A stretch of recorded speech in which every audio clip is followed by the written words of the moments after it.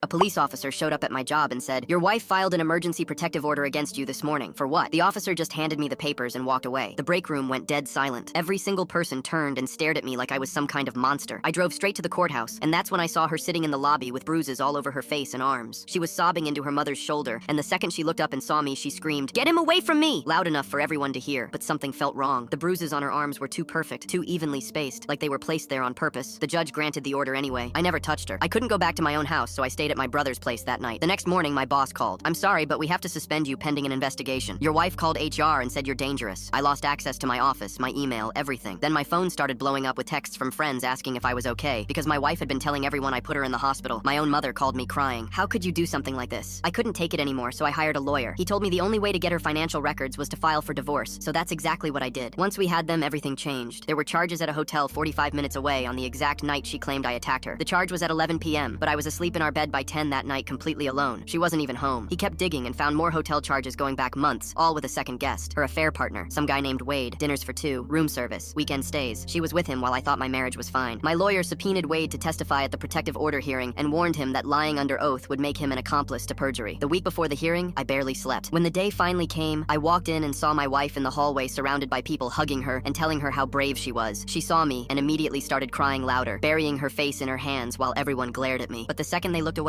she dropped her hands and her face went completely flat, like a switch flipped off. Then she walked into the courtroom and told the judge. He grabbed me from behind and threw me into the wall. I ran barefoot to my car because I thought he was going to hurt me worse from behind, but her bruises were on the front of her arms. I looked at my lawyer and he gave me a small nod. Her mother sat in the gallery staring at her lap, refusing to look at anyone. When they finished, my wife looked right at me and mouthed the words, "You lose." Then my lawyer stood up. He holds up her bruise photos. "You testified he grabbed you from behind, so can you explain why these bruises are on the front of your arms?" The smile drops off her face. He spun me around. My lawyer holds up the hotel receipt. "Then why did you check into a hotel 45 minutes away?"